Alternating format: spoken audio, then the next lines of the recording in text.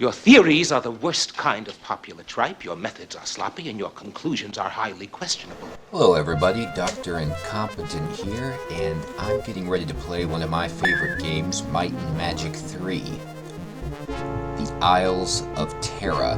Now, one of the first things I like to do when starting out on the game is take a look at the artwork on the box or the instruction manual, and just do a little free association to kind of develop a framework for what we should expect in the game. Like, what do we get from the artistic cover that is going to inform our adventure?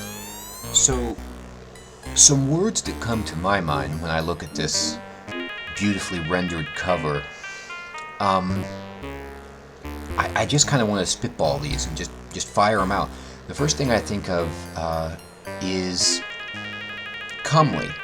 And when I say the word comely, what I'm trying to evoke here is the idea of male beauty, specifically a kind of handsomeness, because this figure that we see emerging from the water here, brandishing a sword, is an Adonis-like beauty, but his beauty is something that is specifically masculine. I feel a masculine tinge to it. So, what we can expect in this game is beautiful things, beautiful men, specifically, okay?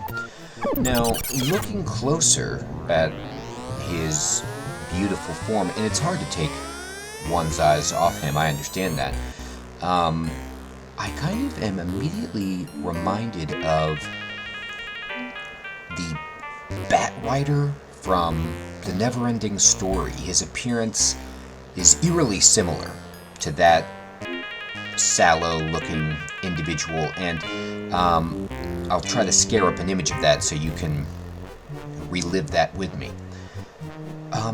So beyond his beauty, and I know that, you're looking at his face and you're seeing, yes, I can understand that that's typical male beauty.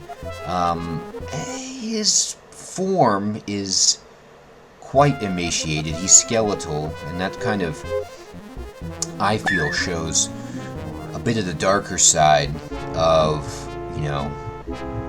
the world of fashion and modeling. And I'm glad that they aren't afraid to work in uncomfortable aspects of reality. If he was just beautiful with no other complexity, it would be boring. But the way that they add that dimension to kind of keep us thinking about the fashion world and beauty and, the price of it, just really takes this to the next level.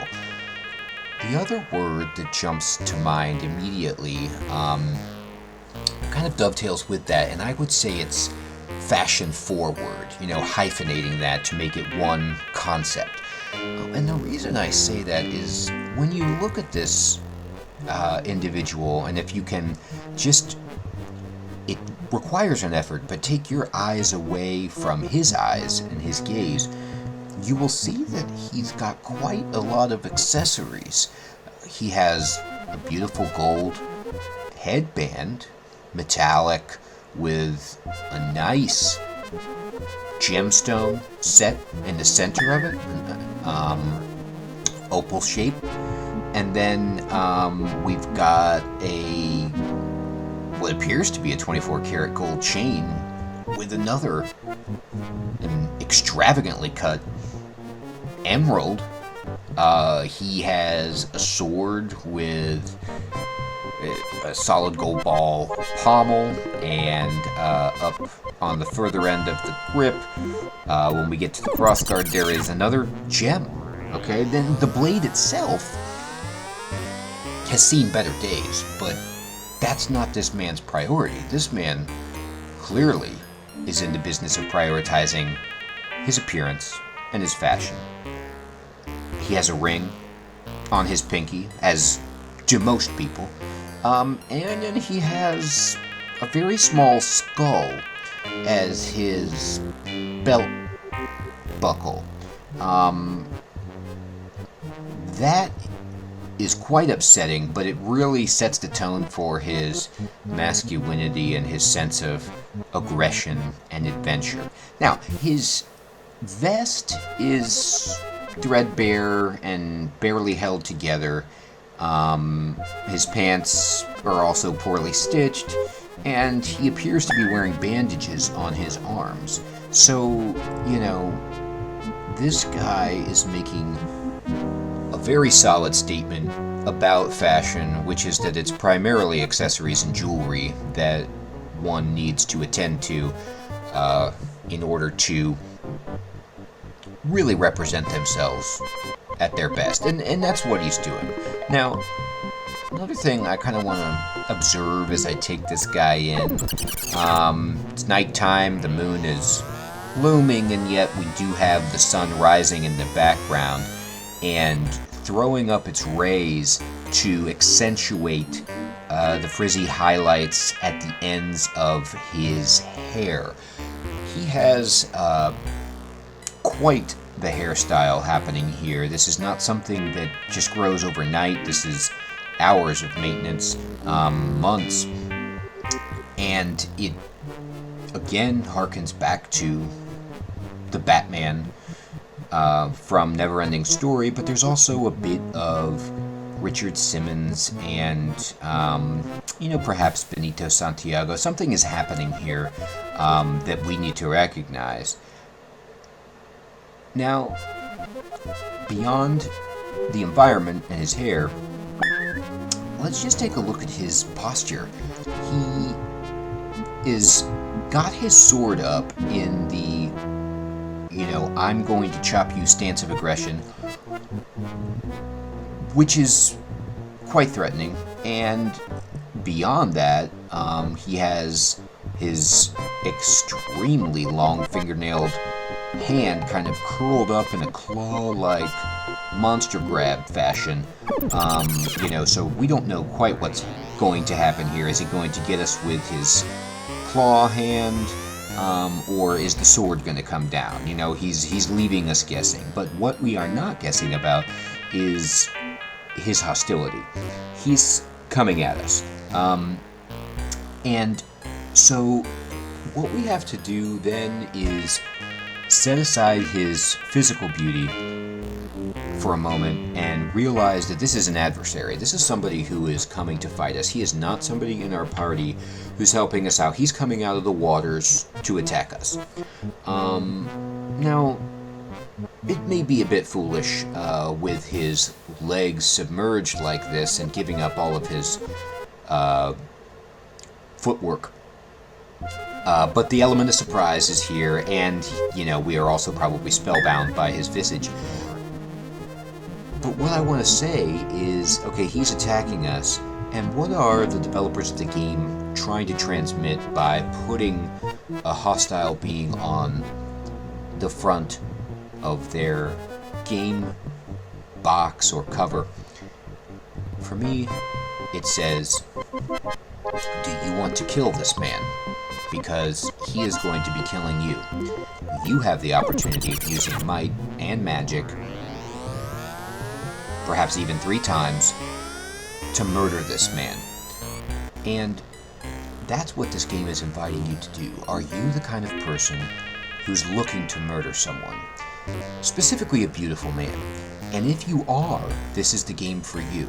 Now you can imagine yourself just absolutely destroying this guy, and then getting your pick of his extensive jewelry collection. You'll be taking his circlet or headband, you'll be prying off his pinky ring, quickly taking up his extremely extravagant sword handle, and ripping the chain and emerald off his neck. You might want the belt buckle. I'm not sure. The rest you can just leave. But you will come away from this a achieving your goal of bloodlust and theft. And that's really what this game is about, satisfying bloodlust and the need for forcibly taking material possessions from others, most probably at the cost of their lives, and using this to enrich yourself materially, just amassing a fortune, great gear, loot, and also enriching your spirit with the souls of your enemies that you wade through. So, understanding that at the get-go, this is a game about appreciating beauty and then murdering beauty and then enriching yourself. I think those key pillars are going to, be the 3 pillars of the Roman numeral that we see here supporting us. And somewhere along the way, we can't forget, the tertiary pillar of hair, that we need to have luxurious, flowing, radiant hair in a mane-like fashion in order for us to achieve our ends. And so I think that's a good starting point for this game, for us to even, before we even get into the business of the game, it's very important to take that initial impression, see what we get, and then dive in armed with the framework of these pillars of beauty, murder, and enrichment.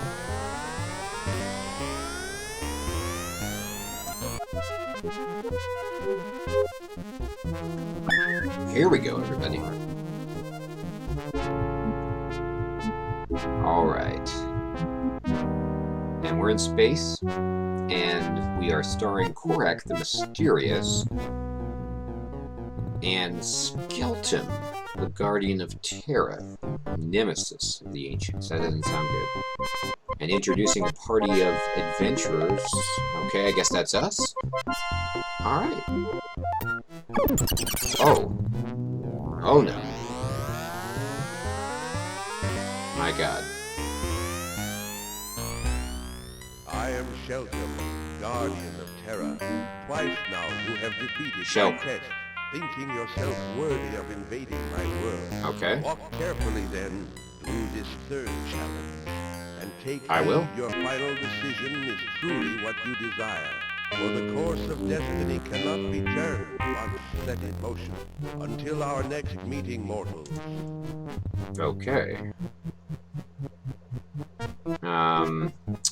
So we get this brief introduction, and it's very portentous. We have this kind of very quick starscape. We're flying through space here, which this is a fantasy game, so I guess that's a surprise to me, in a way. Shelcom, or Sheltum, whatever that bad guy is, he appeared angry that we defeated him in the previous 2 Might and Magics. I didn't play those, so, I kind of feel like he's guilt-tripping me for something that I'm not responsible for, but that's fine. One of the things that I noticed about Shelcom immediately is that he is simply a floating face in the sky, and it appears that his magic wasn't strong enough to make his full face appear, or his body, and so he's pretty strong. He's not overwhelmingly strong, and also he called me immortal, implying that he is immortal, and yet his face is skeletal. So he himself doesn't seem immune to decay. It's kind of puzzling, but again, maybe it's limits to his magic, or maybe that's just he wants to appear creepy, and he's going for that creepy vibe. If he is the Nemesis, the bad guy, I understand that, and I can get behind that. So I think we're going to go ahead with that. That Korak is our buddy, supporting us in his mysterious ways, and Shelcom I have no idea if I'll ever say that correctly, seems to be our foe. And let's see if we can defeat his third quest. So I'm going to go ahead and jump in here. Now, I want to say at the outset, when I get into this, I'm not going to discuss every small bit of like how to play this game. It's pretty straightforward. I purchased this game on Good Old Games. I mean, I purchased it new in 1991 for my 386, but I mean, for playing on the modern machine, I do it through Good Old Games, and I highly endorse their site and their stuff. Everything runs, as well as can be expected. You get all the documentation, and so if you want to play these classic games, that's a great way to do it. They also have deals all the time, so check them out. But my point is, if you did get it through them, you get all the instructions, and it's a point-and-click game with basic key commands. So I'm going to skip that. I'm going to start a new game. Alright, right away. One of the things I remember and love about this game is that you're not naming it after the lead hero. You're not naming it after you. You are naming the entire game. And so, from this point, what we need to do is develop an ethos and a theme. Like, what are we going to bring to this? And I think that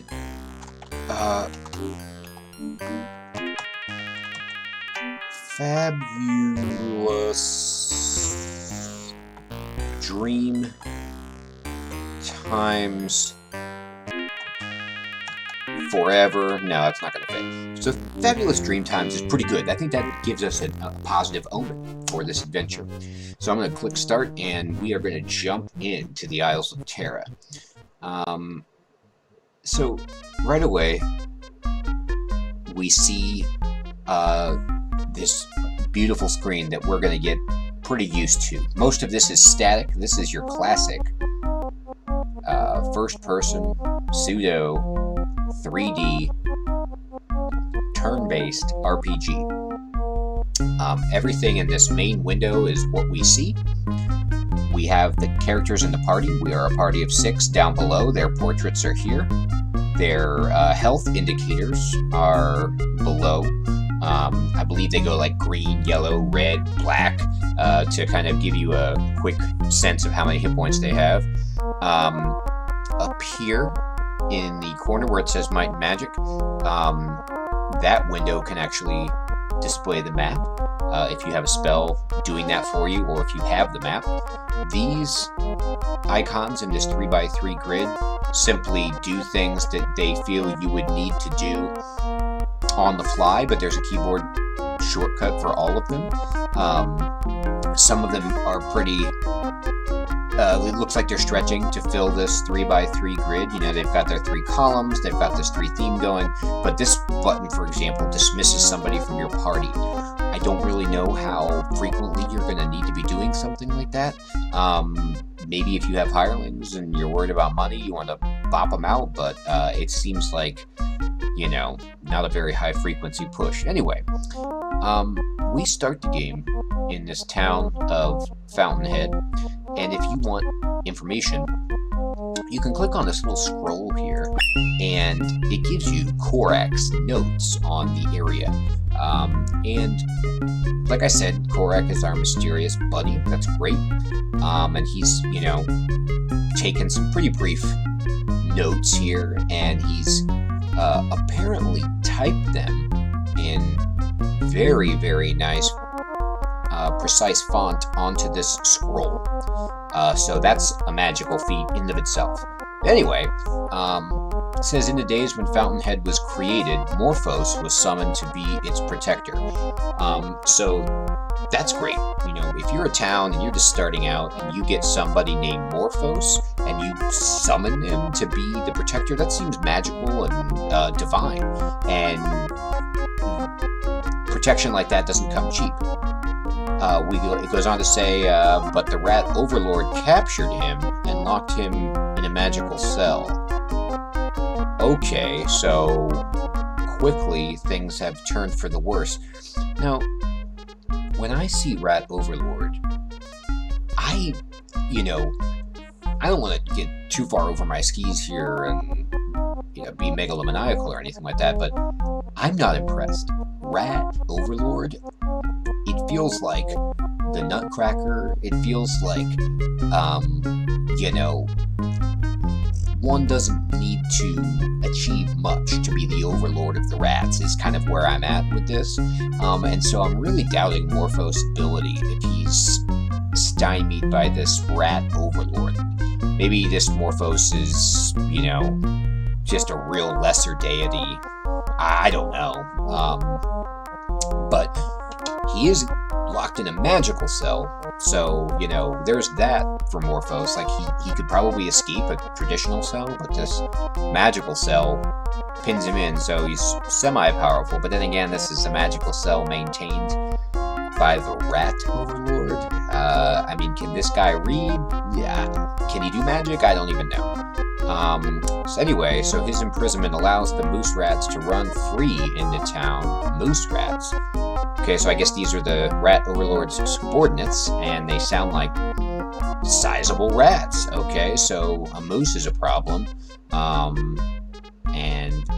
A rat the size of a moose would pose a problem. Okay, so that's a little scarier. Along with their allies that take shape from the green ooze. Alright, so they've got big rats and oozy things. Okay, so very unpleasant situation. Morphos must be free to lift the curse of the ooze. Curse of the ooze. I'm kind of thinking secret of the ooze here, TMNT 2. But either way, curses and ooze, this is bad. So this isn't good. Moose rats, all of this is bad. So, our current quest is to find Morphos to protect your fountainhead and release him from his magical cell. And that sounds like the right thing to do. I don't even really want to be in this town now that I know that it's filled with moose rats and ooze. How is the town still operating? Maybe these people are stronger than I thought. Anyway, the first thing I always do in this game, and some of the things I'm going to fumble through because I haven't played this in years, I just want to say you can start with this party of 6 here that you see in the bottom, and they are well balanced and strong, and you will have a pretty reasonable time moving through the game if you keep these people, power them up. You'll have somebody to do every job that needs done, every task, and that's great. But I've played this before, and I want a little twist, so what I'm going to do is make my entire party from scratch. You'll see that you can have a party of 6, and there are 2 empty portrait slots at the end here. These are for hirelings, and, if you ever need help in the game and you have extra money, you can bring in some hireling support, or if you have a hole in your party's abilities and you need someone to do something else, that can be a thing that you do. I seem to recall that I usually just keep hirelings around as dead bodies just to use their corpses or their coffins, whatever you use for inventory space. But anyway, that's neither here nor there.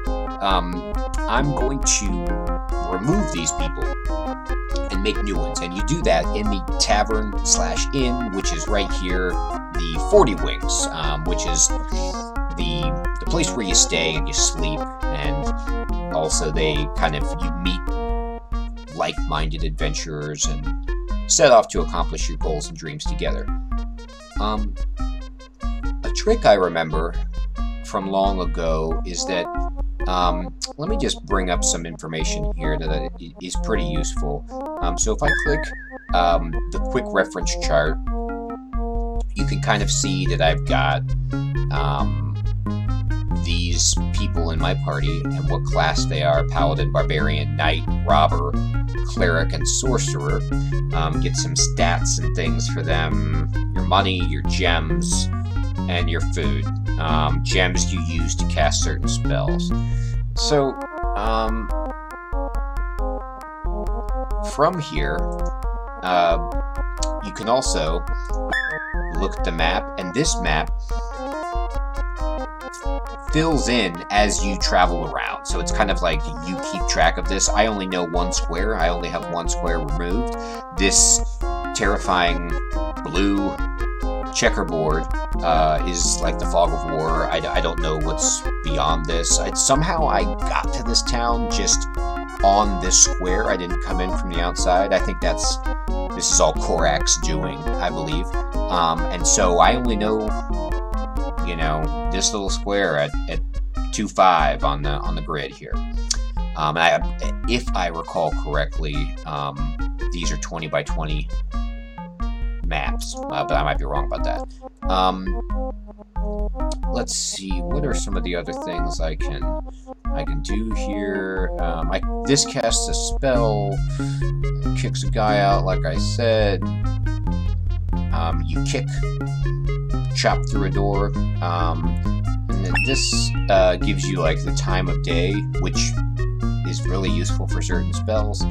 But anyway, I need my party's information, and so what I'm going to do is just click on Sir Cagnum here, and they give you lots of ways to do this. You can either click on the portrait to open up this screen, or use the F keys, corresponding F1, F2, and on through F8 to get to this person's more detailed stats window.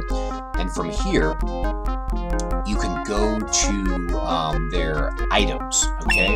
And this kind of shows you what he's got, and these picture icons indicate that it's equipped. Like these boots are his boot, so you see this boot icon.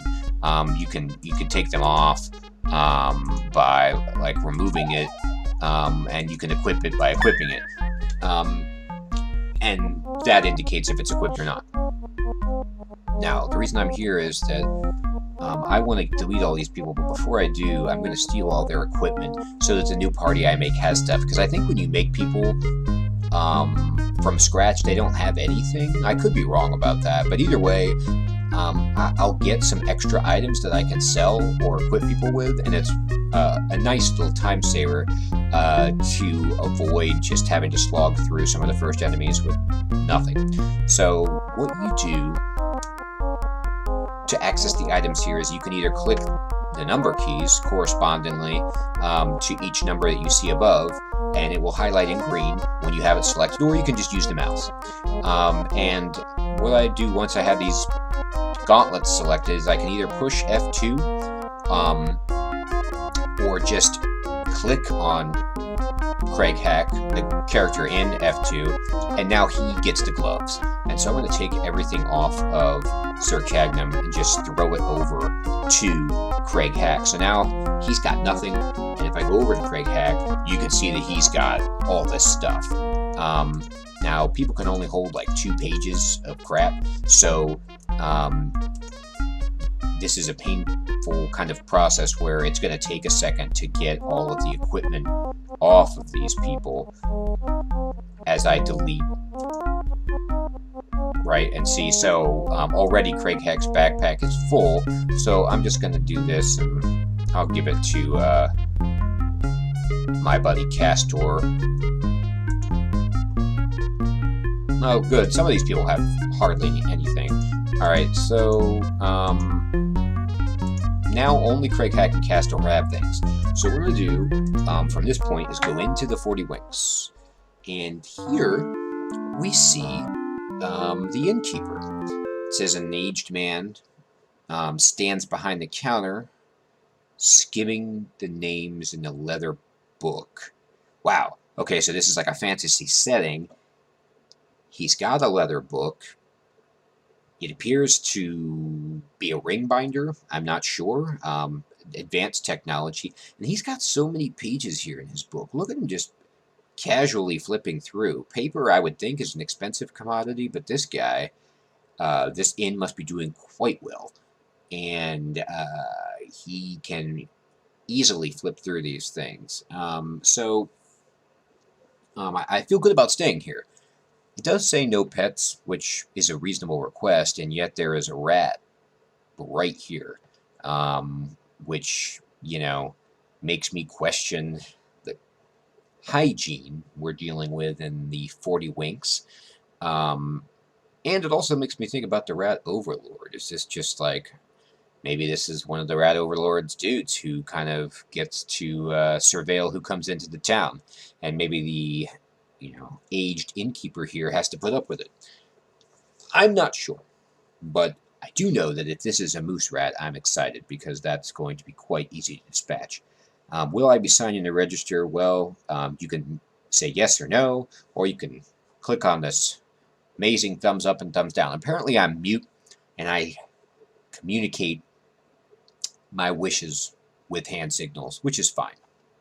Alright, so I say yes, and then it takes me over to this screen, and from here it shows you these guys, Alan Bow and Phineas, are people I can hire. I can hire an archer and a druid if I were so disposed, and then it tells me who's in my party, and then that's the only people on the register.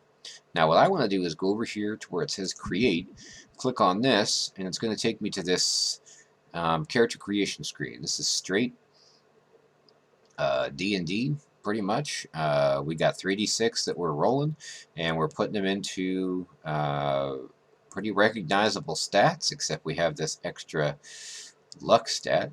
And so if I click roll, it's going to randomly distribute stats based on rolls. And what happens is once each stat has been rolled, it's going to tell me what potential class I can be from the get-go based on these stats. So classes have prerequisite stats. So for example, this person that I've rolled here could only be a robber, and it's because they have a really high speed, I'm assuming.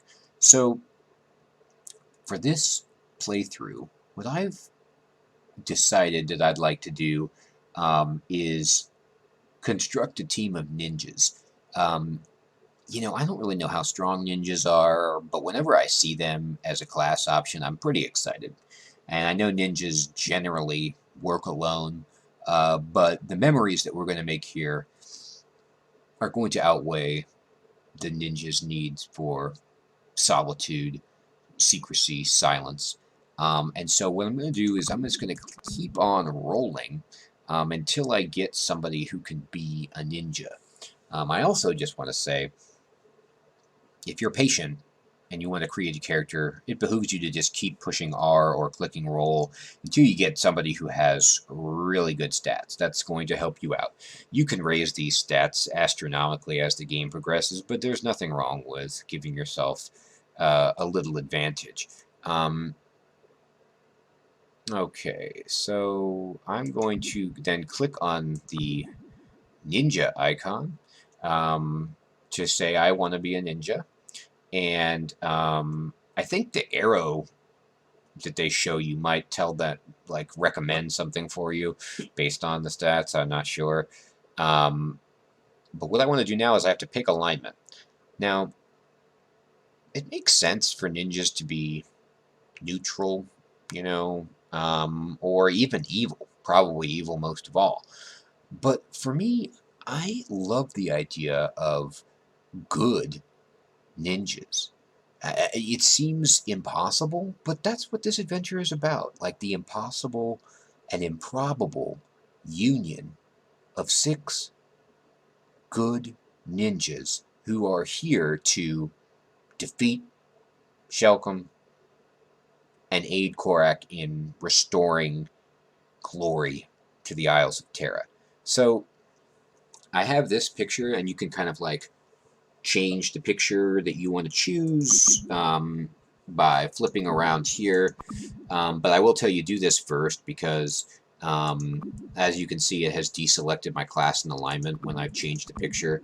But anyway, let us take a look. Okay. I like this guy right away. He's got an earring. He's a gnome. And he's wearing a hood. He kind of looks like a monk. He has a happy face. And his happiness, his monkliness, and his singular earring make him look like the kind of guy that's a good ninja. So now I've selected everything, and I'm just going to click on this wonderful 3.5-inch disc indicating saving or creating, and I'm going to do this. And I'm going to make a name for this character. Now, I have a male gnome good ninja. So what's a good name for somebody like this? And, you know, when I think of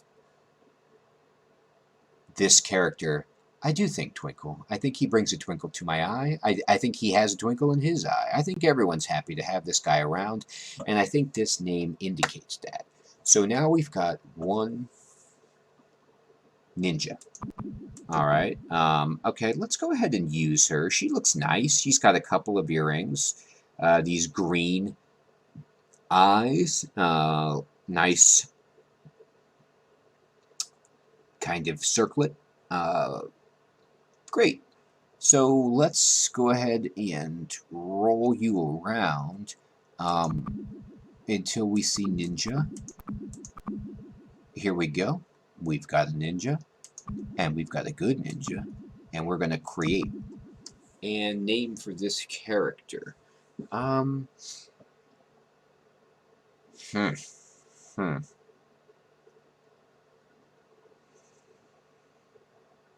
Well, it's got to be positive, and it's got to be ninja-like.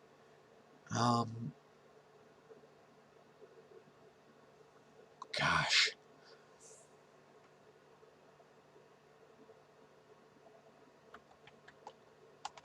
She's got these green eyes. Let's make her regal. Lady Green.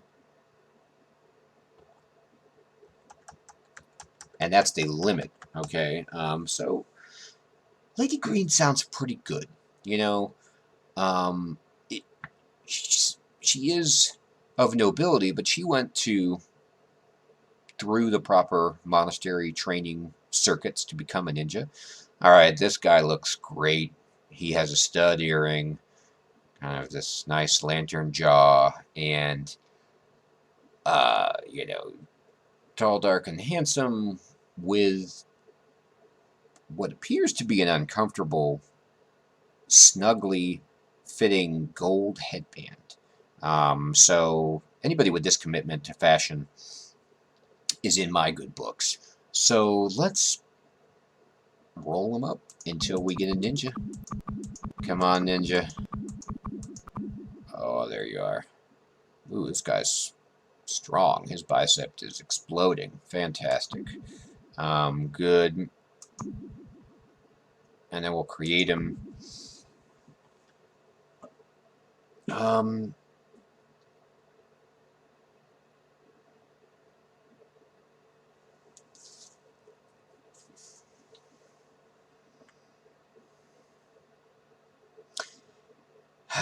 What name, you know, not enough space. I think the hidden hunk is pretty good here, because he is quite great to look at, and hidden, you know, he's a ninja, and this is positive. This is good. That's perfect. All right, this lady with purple hair. We could do this. What other options do I have here? Oh, yes. Oh, yes. This guy is wearing the skull of some animal, and he's bewhiskered, and he's a dwarf. Dwarves make excellent ninjas. They're known for their speed and stealth. Legendary, in fact. Okay, here we go. Ninja good. I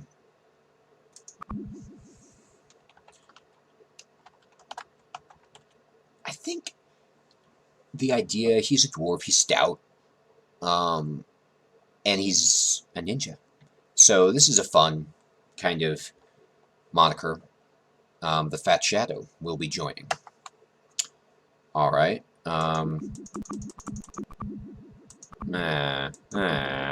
Whoa. Oh, yes. Oh, yes. Oh, Jesus. Okay. She looks great. We need some green people. Well, I guess she's not a person. She's half person, half orc. That's... I don't know what to say. You know, what's PC there? She's a person to me. Whatever. Whatever's the most compliment. Oh my god, that's bad might. Normally I would go with this because it's just the first ninja, but I just can't go with somebody who's that weak. Ooh, or that unlucky. Let's try to get some better... Jesus. Better stats here. Oh boy. Her might is not... Are half-orcs just weak by design? Alright, this is good. This is good. Her endurance is extremely high, which means she can grit her teeth and sweat with the best of them. So we're going to go ninja. We're going to go good. We're going to create... Oh, I thought I selected that. Okay, we're going to create... Enter a name for this character.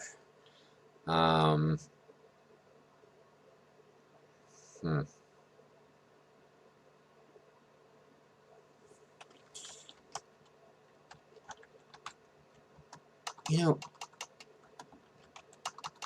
I think the idea of a quiet riot makes sense here because she's quiet, she's a ninja, but she's about to bring the pain in a flurry of blows that can be sometimes described as a riot. So we're going to go with that. I think I want another green person. This guy is unbelievable. Fangs, beard, earrings, fantastic. Alright, let's roll you up. Get you in ninja territory. Woo! Look at this brain. You look like a smart guy. Alright, perfect. We're going to go with the big brain. And we're going to create...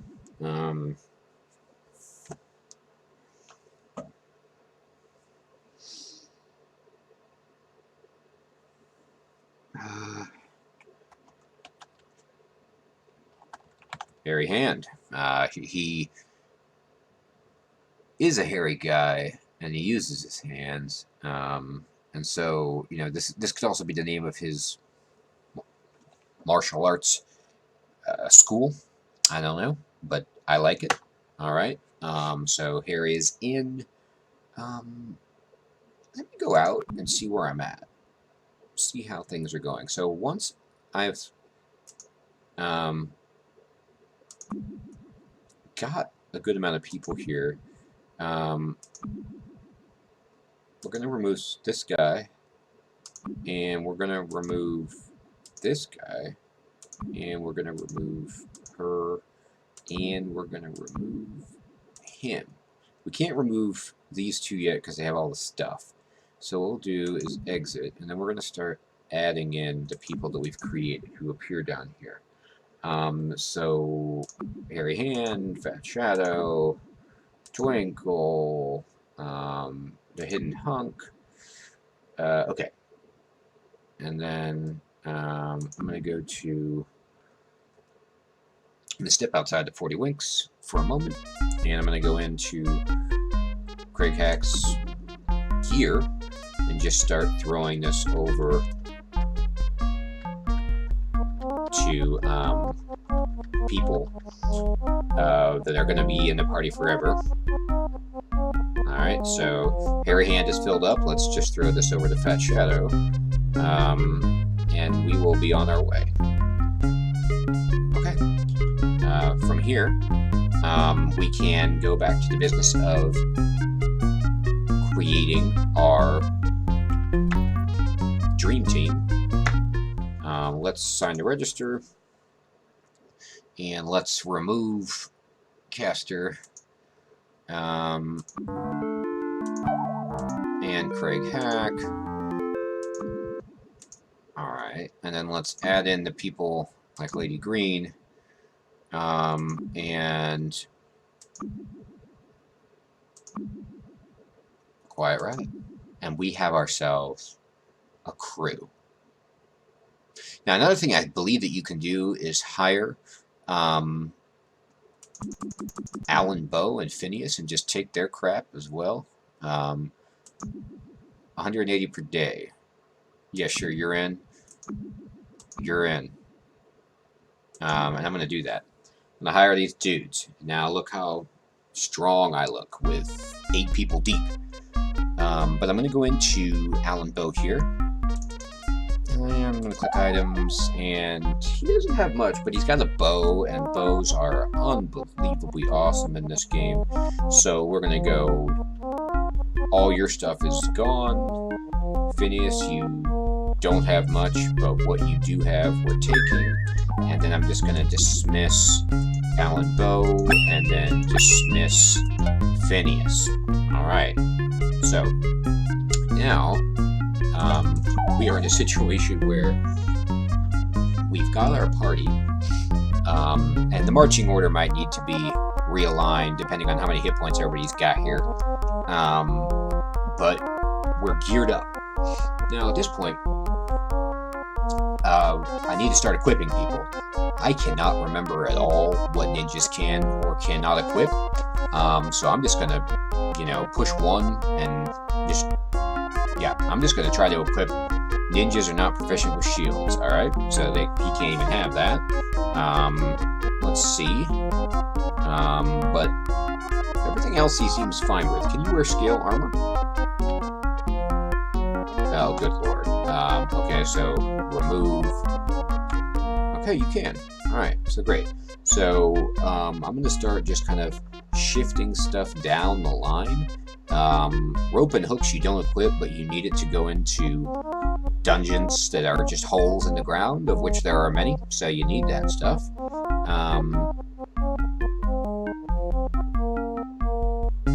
F3, you've got gauntlets.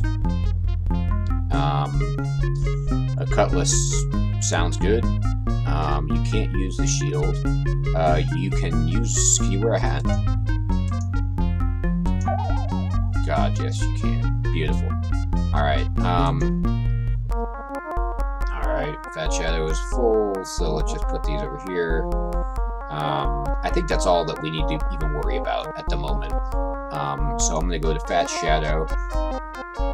And what I'm going to do now is spare you the tediousness of me equipping everybody, and just kind of take a quick stop here and then start right back up after all of this minutia has been dealt with. If there's anything interesting that comes up in this process, I'll let you know, but I don't think so. I think it's just going to be me equipping as much as I can and then selling crap and then going to the shop, which I will show you. Alright, I'll be right back.